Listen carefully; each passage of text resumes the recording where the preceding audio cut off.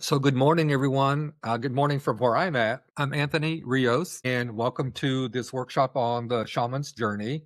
We're going to cover a lot of material here and do some journey work towards the end of the workshop. So, hang around for the journey work. I just want to say a big welcome, and I'm grateful that you're here to learn about the shaman's journey. So, today, we're going to be working with the shaman's journey, and I'll give you some background about shamanism in general and background on how to take the journey, how to do the journey. And then we're going to do a couple of journeys. For those of you who've never done a journey before, don't overthink it. Don't worry if it doesn't go the way you think it's supposed to go. I've been practicing shamanism for almost 30 years, and journeys, you just never know, right? I say I'm a seasoned journeyer, but that really just means that sometimes they work and sometimes I don't go anywhere. So if you don't go anywhere, don't worry, because we're learning a method and we're going to do more of that throughout the coming year in the Rainbow Path. So today we're going to focus on healing the wounded empath. I've been posting about that, and there's been a lot of really beautiful comments about the wounded empath and what you experience as a wounded empath. So we're going to work on that and also work with some of the ancestral wounding that goes along with that. So these two really go together. And it took me a while to realize how connected those are in all of the years of doing journey work. But when I really experienced my own ancestral and generational healing over the years, and especially a lot in the last 2 years, a lot of generational healing using the shaman's journey and spiritual healing, it really showed me how connected these two pieces are. So we're going to do some of that work today. Let's see. We're not doing any kind of spiritual bypassing. So I always say that up front because I think the New Age movement always wants people to go directly to love and light and golden auras and all this stuff without doing the healing work that's required to get there. The love and light is beautiful, and you want to surround yourself in a golden egg of magnetic whatever. That's great. But if you're not doing the healing work that heals the ancestral trauma, that heals the whatever the wounded empath is dealing with, right? Generational trauma, whatever you're dealing with in your everyday life, all of the big emotions like anger and bitterness and resentment. And I always point those out because that's what I had to deal with. If you don't deal with those and heal those, all the trying to get to the love and light and come from love and light and all that, it's not going to work because you're always going to have that chain holding you back, right? So that's been my experience and a lot of experience with my students. So I always say that the new age movement, for all the good work it's done, has also done a lot of bypassing, spiritual bypassing that tries to get you someplace fast without doing the work that's necessary to really be effective. And shamanism is not anything new age. Shamanism has been around for 40 to 50,000 years, depending on which anthropologist and scientist and researcher you read, but most agree 40 to 50,000 years that the practice of shamanism has been around all over the world on every continent. I don't know about Antarctica, but every continent has evidence of shamanic practices and spiritual practices. So we can say it's the oldest spiritual practice known to humanity. Okay. So definitely not new age. So in the last couple of weeks, I've been posting about the wounded empath. And this has been a really big piece I've realized for all of the members and the people who've been commenting on that.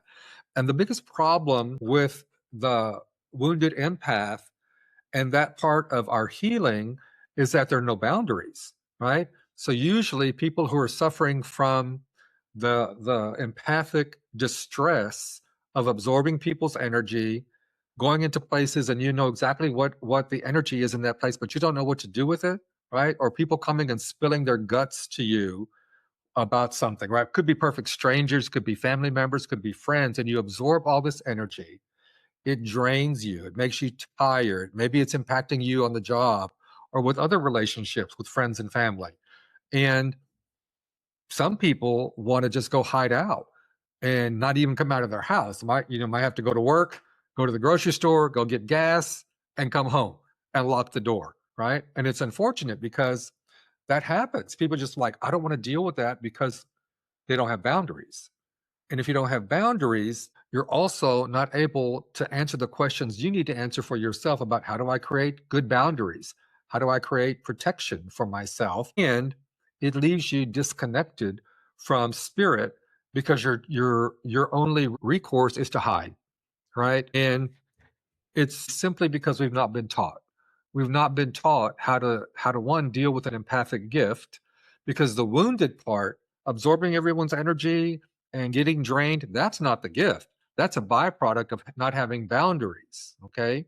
That's a byproduct of not being able to answer questions effectively for yourself on how to use this gift that you have of being an amazing listener, someone who can really listen and give good guidance. You can't get to the guidance part because you're too busy dealing with being tired, being worn out, just like, I don't want to hear any more from anybody about anything, right?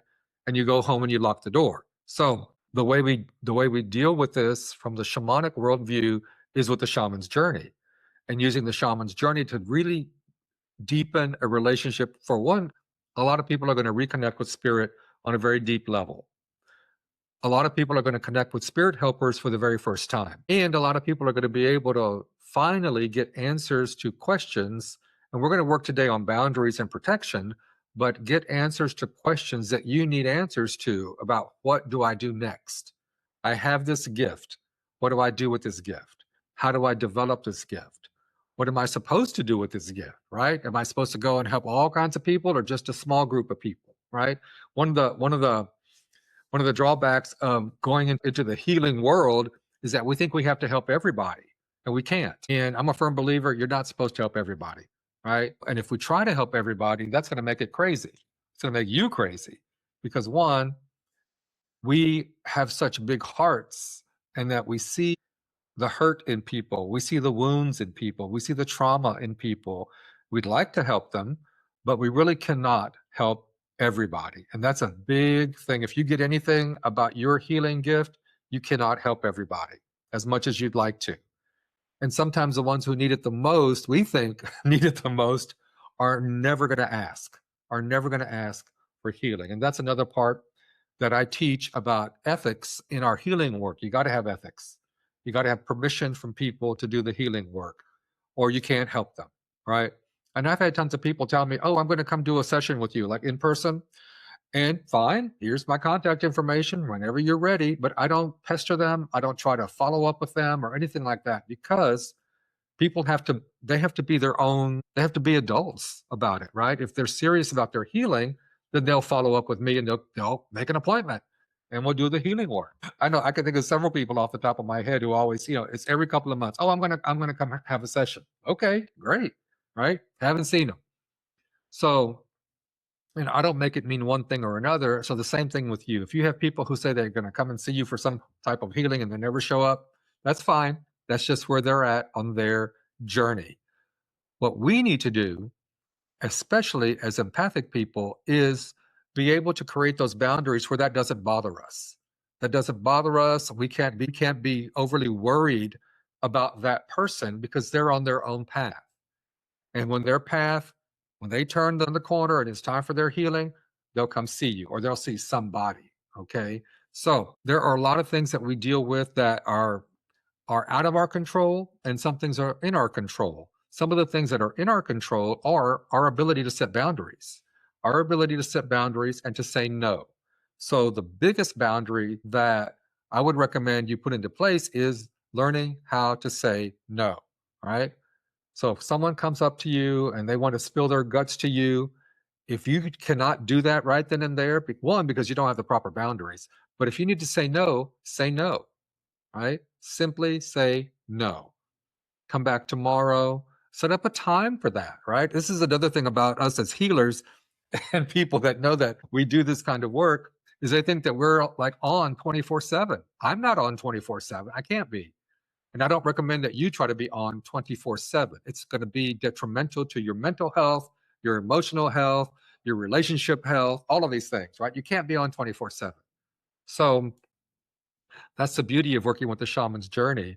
The shaman's journeys are short. Journeys can be 8 minutes, 12 minutes, 15 minutes. I've never done journeys over 30 minutes because you can't do this. You can't do it all day long, right? And this is one of the things that I've learned in many, many years of teaching and training, is that they're designed a certain way to get the information and then put the information to work. Okay. So let's see, a couple of things here. I would like you just, I know I've been rattling here for a few minutes. I'd like you to take a minute to think about why you're here, why you're here at the workshop, what wounds keep calling for your attention, what healing needs to be addressed that hasn't been addressed yet. And you can just think of this for yourself. But why are you at this point here? Whether it's this workshop or in the group, but at this point on your healing path, what's calling you that needs your attention? And is it calling you really, really strongly? Has it been calling you for a long time? Did something all of a sudden happen? And now you need to pay attention to it, right? So just think about that. And it's important because, one, when we're working with the spirits in non ordinary reality, and I'll talk more about what that means in a minute, but when we're working with the spirits are fully transcended spirits. They're compassionate, they're benevolent, and they know what we need. And they're just waiting for us to come ask them for help and for guidance. And they're not bothered when we ask them for help and for guidance, right? So, for those of you who are new to the shamanic world and shamanic journey work, like I said a while ago, it is the most ancient spiritual practice known to humanity. But we go into an altered state of consciousness using a drum or rattle. I use sound, the drum or the rattle, and it's a rhythm, right? A particular rhythm that gets us into an altered state of consciousness to connect with the helping spirits in non ordinary reality. So, we're going to work primarily in what we call the lower world. And again, I'll explain some more of that in a second. These terms, I want you to get familiar with the terminology of the shaman's journey and how we teach shamanism today in the West. We have the upper world, we have the lower world, we have altered states of consciousness, we have ordinary reality, non-ordinary reality. Those are the major ones that you would want to be familiar with. So when you hear that, you know what we're talking about. As we settle in, so let's take a minute to settle in wherever you're at, whether you're seated or lying down. Some people take their journeys seated, some people take their journeys lying down, but wherever you're at right now, let's just take a moment to settle in. And I always like to begin by just thanking the spirits for being with us and joining us. I'm a firm believer in my in-person workshops. I always talk about this, is that when we're gathered like this, when we said yes, we want to find out more, we want to learn something more about the spirit world and getting guidance and assistance from the spirits, that they hear us. And it's like our invitation. We're putting up like a smoke signal to the spirit world, said, hey, I'm here. I need some help. I want to ask you for some help. And they will. So just take a moment, settle in where you're at. If you want to close your eyes, you can, and just take a breath in and exhale. And just get comfortable. And we thank the spirits for joining us for a little bit today as we learn and we grow and we take some time for ourselves. It's very important as healers that we take time for ourselves and nurture our sacred bodies, our sacred selves, our soul, in all the ways that we can.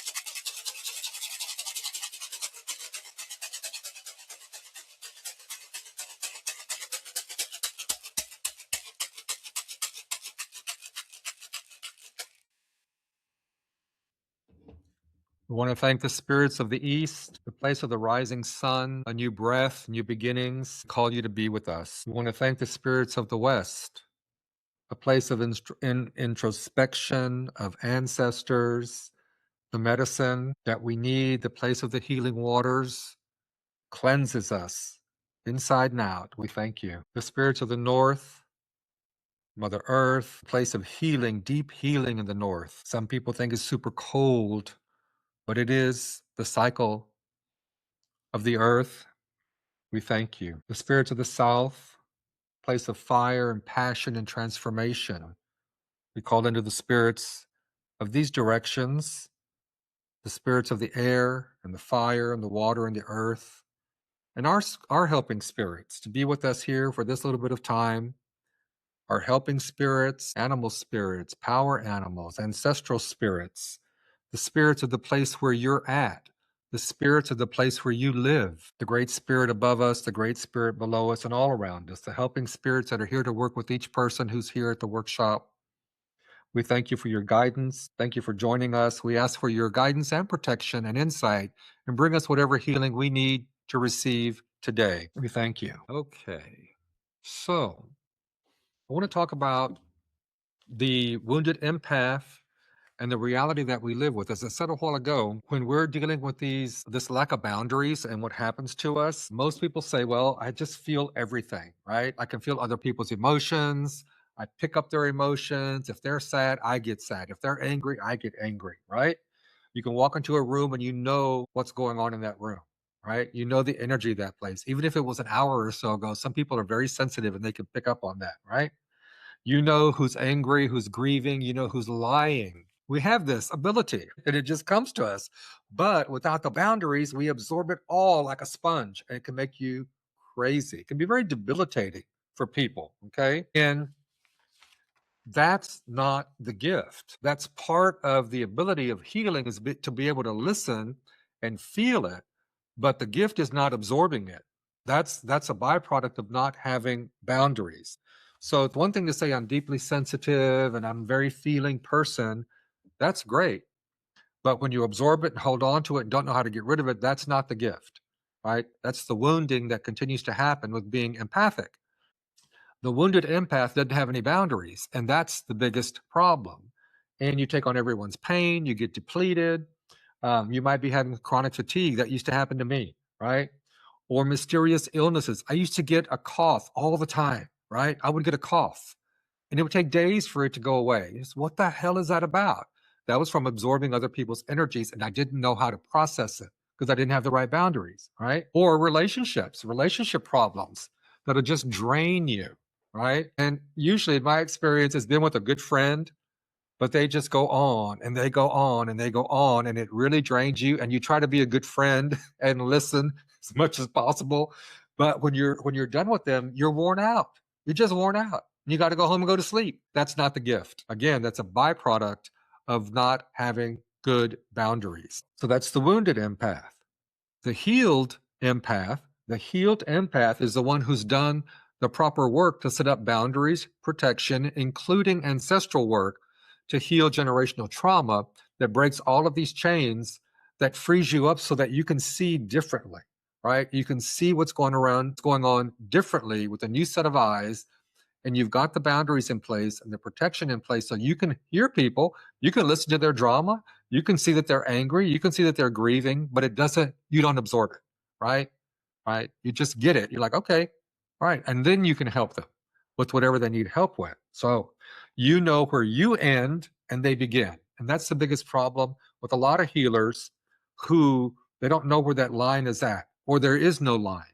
And people just cross into your space all the time, so a lot of times without asking, and it just bowls you over, right? So I know what that's like. I know exactly what that's like. So this is about really finding ways, using the shaman's journey to get the boundaries that you need. I can't tell you what boundaries to put up. The only one I would always suggest is learn how to say no. But beyond that, I like to work with the shaman's journey, and I teach people how to do that so that you can find out what you need directly from your spirit helpers, because your spirit helpers know what you need, right? And my spirit helpers know what I need. And the information, it could be the same information, but most likely it's going to be different. I want to touch a little bit about the ancestral wounds, right? The ancestral wounds didn't start with you, right? Didn't start with me, but they live in us because we have not been trained and done the work on how to break the generational wounding, okay? So there's a beautiful thing that in some of the work that I do in my advanced programs, we do a lot of mirror work. We don't use a regular mirror. We use an obsidian mirror, which is a black volcanic stone. And we use the obsidian mirror to do our ancestral work. And it's funny because if I look in the mirror, I see my grandfather's nose, I see my father's eyes, and my great grandpa's head of white hair. He was in his 80s, had a bunch of white hair. If I look at my hands, I see my grandmother's hands. And the ancestral wounding is my grandparents didn't teach us Spanish. They spoke to us in Spanish, but we responded in English. My grandparents and great grandparents didn't teach us about the traditions of old Mexico, right? Because they had to survive in Texas in the late 1800s. When my grandparents got married in the 1930s, they had to survive. So all of us have this ancestral history about our grandparents and great grandparents and great great grandparents, what they had to do to survive here, whether they came from Europe or from Mexico or they came as enslaved people, what they had to do. So the problem with a lot of us today is that we, instead of resolving it, we stay angry, we stay bitter, we stay resentful, and we want to blame. And I am not one who does that, right? I don't go to this whole, anti-colonialism thing. Those are horrible things that happened. I didn't do that. You didn't do that. It is part of our ancestral history. And I don't know exactly what my great, great, great grandmother had to do to survive. All I know is that for women, it was not good. There's a story that my grandmother told me that her grandmother liked to read, but she would only read like when she was alone by herself. And it wasn't until my grandmother said later in her life she found out from her own grandmother that her grandmother, so that would have been my great great grandmother, was taught to read by a woman that she worked for, right? So I don't know if she cleaned the woman's house or she was a living, I don't know, but she worked for some people. So this had to be this is in the 1860s or 70s, somewhere around there. And the woman taught her how to read. But women were supposed to be reading and learning and all that stuff. And apparently my great great grandmother loved to read. She had all these books in Spanish, but she had them hidden, like under her bed and little boxes and tucked away and stuff like that. So it always puzzles me. It's like, well, that's what they did to survive. My grandfather never talked about the discrimination he experienced here in South Texas as a young man working or looking for work, or being told in restaurants they couldn't come in and eat in those places, right? My grandmother has told me those stories when she was alive. And my mother, as a young child, remembers some of those incidents that happened, but they had to survive. So those are ancestral wounds. And what our job is to heal them, right? Don't get angry about them. Don't be bitter about it. But don't try to go blame the system and all that stuff. We didn't create that system, right? Now, you may or may not agree with me on that. We didn't create the system. I didn't create the wounds, but we can heal them because those wounds are still with us. Whatever my great great grandmother experienced, that wound of having to hide and having to keep all that secret, and maybe she wanted to go further with her education and she couldn't, right? That's an ancestral wound. And that goes down through generations. And that one makes perfect sense for me because I struggled when I went to college. I started college, I dropped out of college. I started college, I dropped out of college. It was a pain. But we all have these ancestral issues and wounding, and some of it goes back further. If you do some shaman's journey work for a long time, you'll be able to see when you work with your helping spirits, they can show you generational wounding and trauma from many, many, many generations back. If you want to go back 10 or 15 generations, you can do that. This is advanced work. You can do it, but it's got to be done from a place of compassion. You can't go angry. It's got to be done from a place of compassion. I know I'm getting a little sidetracked there, but I'm saying all that to say is that these wounds, we still carry them. Whether it's from 3 generations or 13 generations or 20 generations back, we still carry them. And using the shaman's journey and using spiritual methods outside of space and time in non-ordinary reality, we can heal those wounds. We can break those generational chains, and then we're free. We're free. And our descendants aren't going to live with that. They're not going to inherit that generational trauma. Okay? So I know I get a little sidetracked there, but it's really, really beautiful work. But I've also learned over the years that it doesn't do any good to be mad about it, to be angry and hold a grudge about it, because we didn't cause it, but we can heal it. Okay. So let's talk about the shaman's journey, and then we'll do a journey here. Okay. So the shaman's journey is a journey outside of space and time. And we deal with the lower world and the upper world in non ordinary reality. So if there's non ordinary reality, then obviously there's ordinary reality. Ordinary reality is where we're at right now. Right now, I'm talking to you on a computer. I'm sitting in a room. There's sunshine out there. That's a wall. That's a window. That's a floor. We all agree this is what that is.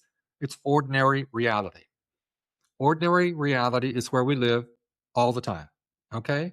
There is a non ordinary aspect of our world, and we call it non ordinary reality. And some of these terms were coined back in the 70s and 80s with Dr. Michael Harner with the Foundation for Shamanic Studies, Carlos Castaneda, who wrote a lot of books back in the 70s and 80s on dreaming and spirit work, things like that. Sandra Ingerman. These are resources that you'll find in the resources tab in the Rainbow Path. I've got all these books listed there. So non-ordinary reality, ordinary reality, the lower world, and the upper world. The lower world and the upper world are the realm of spirits. And this is where the spirits live. Fully transcended beings, fully evolved, compassionate spirits. These can be animal spirits, they can be human spirits, they can be hybrid spirits, they can be spirits that we have no idea what they look like until we go journey to them. They can be mythical spirits, right? A lot of people journey and they'll meet, spirits like Isis or Dionysus, or, if you're like, my roots go back to Mexico, Aztec deities and Mayan deities and things like that. So that's not uncommon, right? And a lot of helping spirits, animal spirits, the bear, the eagle, the horse, the whale, coyote, wolf, things like that, the owl. Those very, very common helping spirits. And they're beautiful spirits, but they're all different for you. So if you have a bear spirit and I have a bear spirit, they're going to be what we call the spirit of bear, but whatever that spirit teaches you is going to be different from what the spirit teaches me. And our relationships are going to be different with those spirits. And what I like about doing the shamanic work is that the spirit world, the spirits, they all have pretty much equal types of power. They may have different teachings for you, right? The owl may teach you one thing and the bear may teach you another, or the deer will teach you one thing and, the rabbit will teach you something else. Or human spirits, right? They could be human spirits. It could be, like I said, someone who journeys and they journey to the spirit of Isis. Isis may teach you one thing and Thor may teach you another, right? And it's very important when we do our journey work not to have any preconceived notions about what your helping spirit is going to be, who it might be, right? Because we don't know. We don't know until we journey. And the beautiful thing about this is that it's all direct revelation. Shamanic journey work is all about direct revelation. You get to find out for yourself. All I'm doing is teaching you how to do it. Then you go take the journey, okay? So it's direct revelation. It's outside of space and time. This is not just your imagination. This is an intentional journey, right? And the realm of spirits is a real place, and you get to find out for yourself, okay?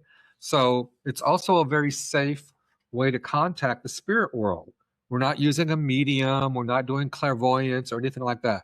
You're learning how to use your intention and the sound of a drum or a rattle to go into an altered state of consciousness and take a journey to meet your helping spirits. So this is an active relationship, right? It's a two-way relationship. You're going on purpose. I like to say on demand. We go meet the spirits on demand. And when we do a journey, that's what we do. And they're not bothered. They're just waiting for us to come out there and meet them. So across cultures, thousands upon thousands of years, humans have used this method to get healing, get guidance, and connection with the helping spirits. So how do we do this?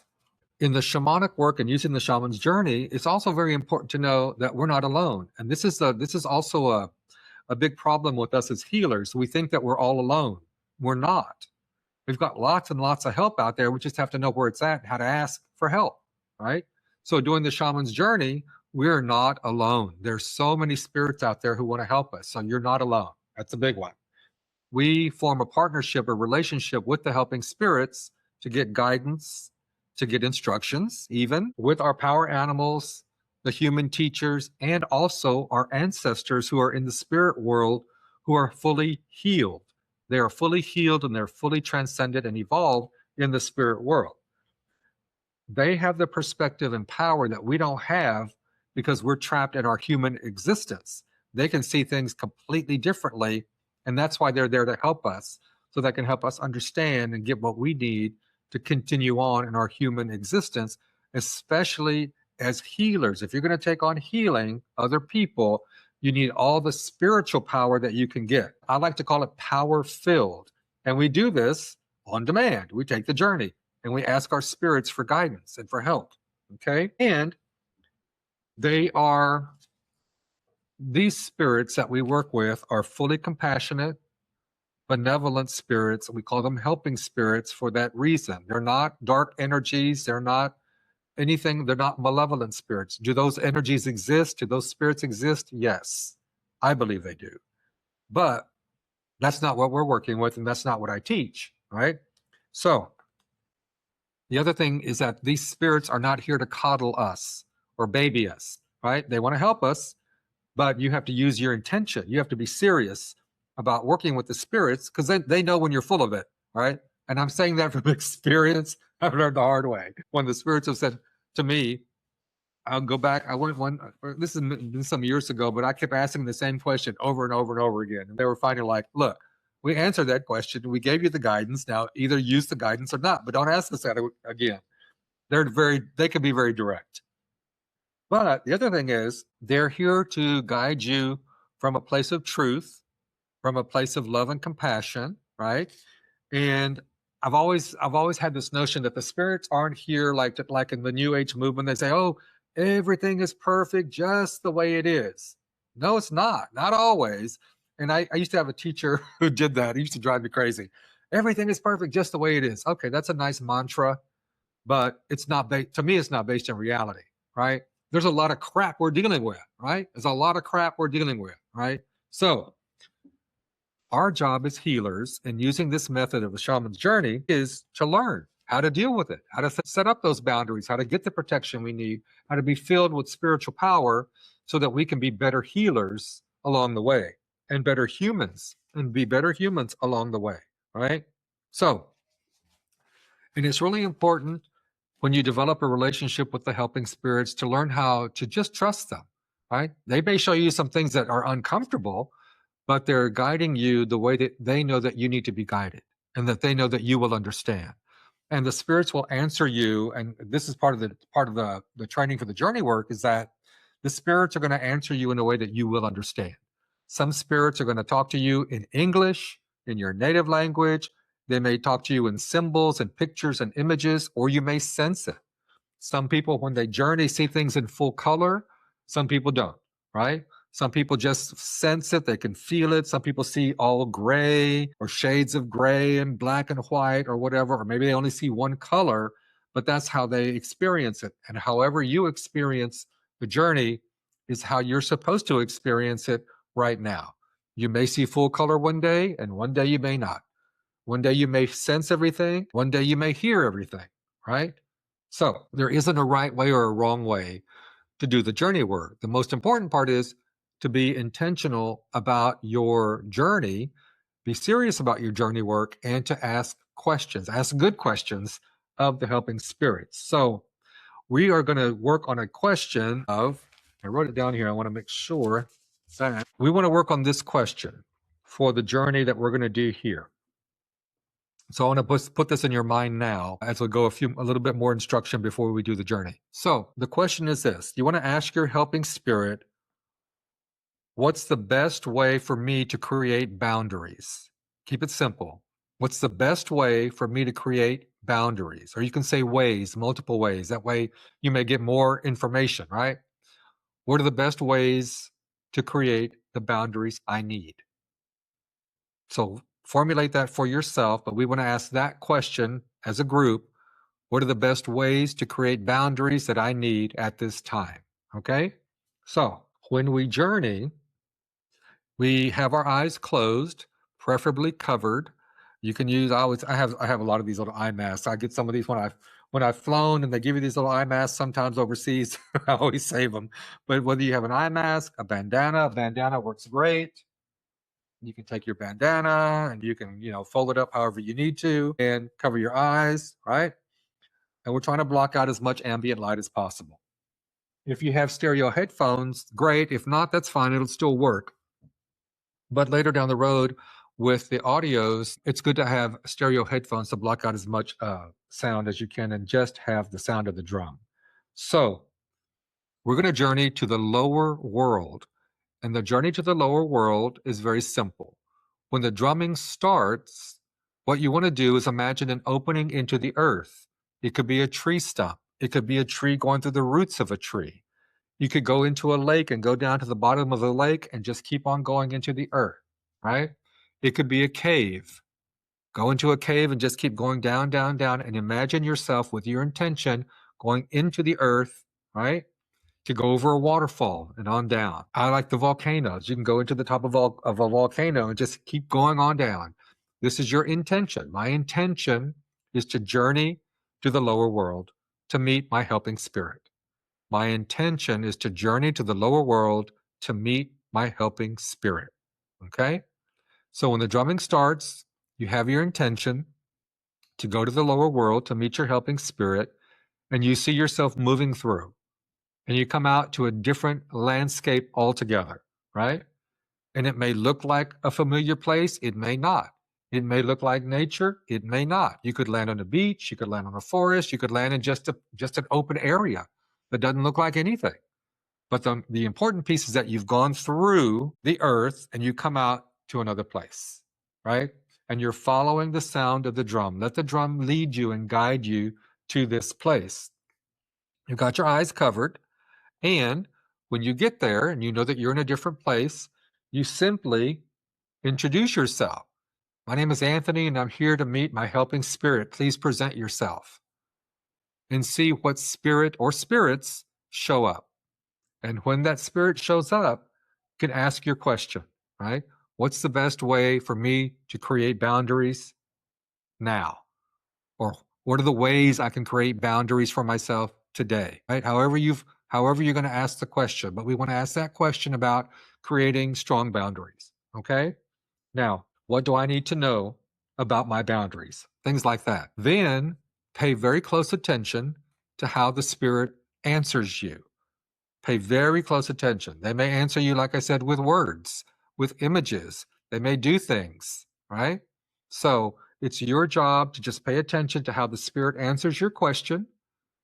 And if you need clarity, you can always ask them, what does that mean? Right? And they'll help you, right? We just keep asking questions. And once they've told you, whatever they've told you, you can say, is there anything else? And see what they say or what they do. They may offer you some type of healing. They may show you something.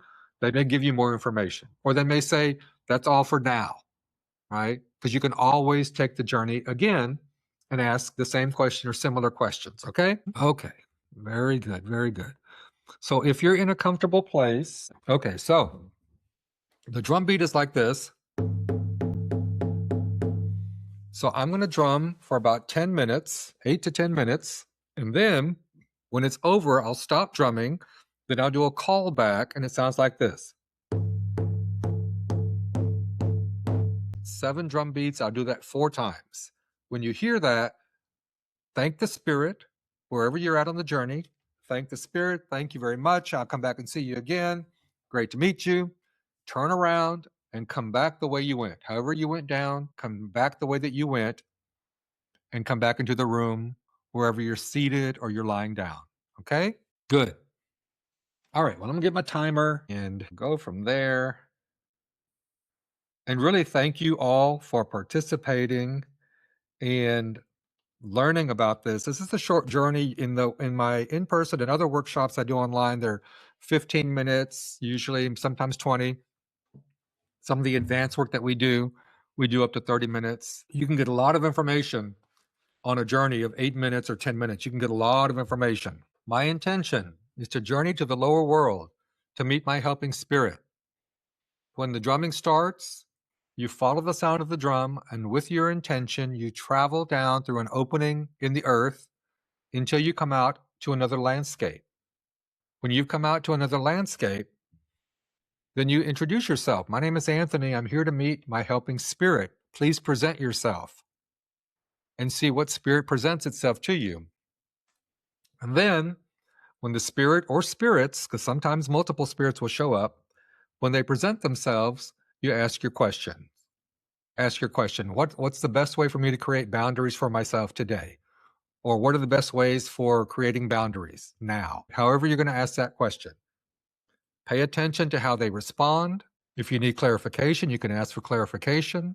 If they stop and you say, is that all or is there more? Is there something else I need to know? And they'll let you know. The spirits are great. They're going to let you know, right? They may say, yes, here's some more, or no, that's all for now. And when the drumming stops and you hear the repetitive beat, when you hear that 4 times, come on back. Sometimes I'll do a fast beat to bring people back like that, but this is a short journey. Okay? So make sure you're comfortable, have your eyes closed, have your eyes covered if you can. And here we go. Good luck to you.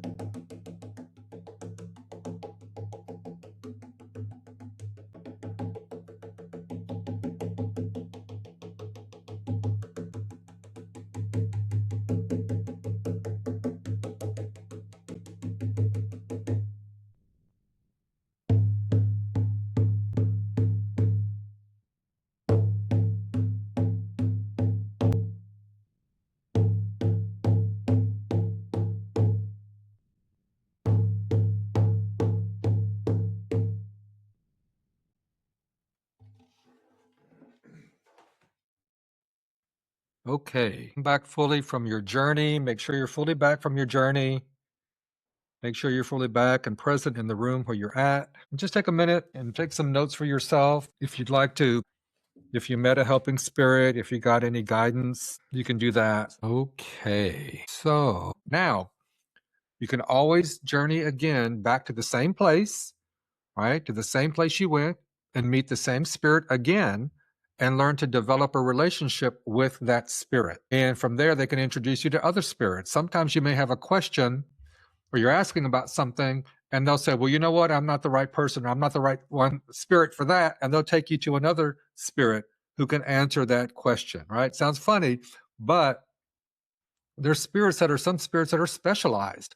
We don't ever know how they're going to answer. Sometimes they're very direct, and sometimes it can be very metaphorical, a lot of symbols, images, things like that. But what I like about working with the shaman's journey is that the spirits are going to respond to you in a way that you're going to understand. You'll be able to understand what that message is. Very, very good. Very, very good. So I want to touch a little bit on the ancestral healing and how this, and like I said, it took me a while to see how interconnected those problems were of being a wounded empath and the ancestral drama that comes along with that and the ancestral wounding. So like I said a while ago when I was talking about you see your grandparents' features in your face or in your body or in your children or things like that, the wounds that are usually ancestral wounds, there's a theme that seems to show up over and over and over again. And we're not going to go deep into these right now. I just want to point them out. But what we're going to be addressing over time with this healing work around ancestral healing is the persecution wounds. All right. In the journey work, you can ask the helping spirits to show you what's the wound, when did it start, all right, or what do I need to know about these. I like to ask questions like that. What do I need to know about the ancestral wounding? That way it's open and they can show you a lot, or they'll show you only what you need to know right now. So persecution wounds are very, very big wounds where our ancestral lineage, where we maybe had healers, seers, witches, right, mystics who were punished, who were silenced for their gifts or even killed for their gifts. I saw that in one of the journeys I was doing several years ago about a person in my ancestral lineage who was persecuted like that, right? So those wounds stay with us, right? And that creates a terror about being visible, about being seen. And how many of us, I'm raising my hand, have dealt with that issue of being seen as a healer or being known for your healing gift? That's a big problem for us in the modern world, right? I say, and again, from the work that I've done over years, that that's a persecution wound that can go back generations. It can go back long way through time. And there are ways that we can heal that. There's a survival wound, right? Ancestors who had to shut down their sensitivity or really what they had to offer in the world because of war, famine, migration, trauma, right? And became disconnected from their bodies, from their emotions, and from their knowing. And so that knowing didn't get passed down, the disconnection got passed down. The soul loss, as we call it in the work of shamanism. And soul retrieval is another one we'll talk about down the road, but that is a survival wound, okay? An oppression wound, ancestors who were colonized, who were enslaved, who were displaced, right? All of our Native American peoples who were displaced, right? Enslaved people, cultural and spiritual practices that were violently suppressed, right? Those are oppression wounds. So in my history of Mexican curandero practices, the Spaniards saw all of that work as the work of the devil, right? So all of that wasn't eliminated. It still survives, but they did a really, really good job of suppressing it and oppressing it and almost eliminating, right? So that's just, if there's a lot of history about betrayal. Betrayal wounds are big ancestral trauma through betrayal, right? Ancestors who were betrayed by their communities, by their own families, by their own kin, or their own spiritual leaders. And that's a trust issue. And those trust issues or lack of trust gets passed down through generations. I saw that also in one of some of the work that I was doing when I was doing this ancestral healing. And it was just really mind blowing to see this. And it made perfect sense. It made perfect sense for things, for the way things had turned out in my early adult life with some of these wounds around betrayal and survival, especially, right? So, but what I'd like you to do is practice the journey work. So I would recommend that you do this maybe once a week if you can find the time. And those journey audios that I'll put the resources to are 15 minutes long. And you'll just find a place where you won't be disturbed. You've got your eye covering and your headphones and all that, and then follow the drum. And it basically the same drum beat that I used, the same callback and everything. Some of them are single drumming and some of them are double drumming. So find which one really resonates with you. We try both of them.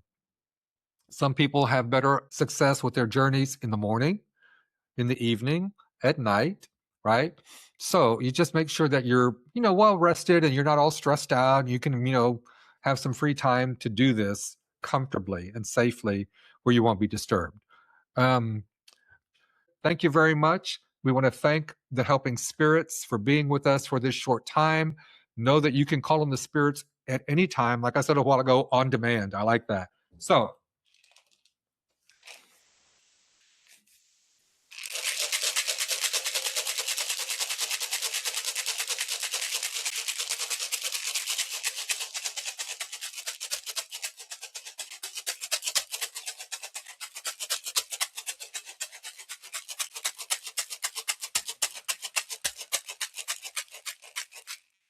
great. Thank you very much. We thank the spirits for being with us and guiding us and bringing us the information that we need. Have a beautiful rest of your day. Thank you very much. Blessings to all of you. And we'll do this again real soon. All right. Bye now.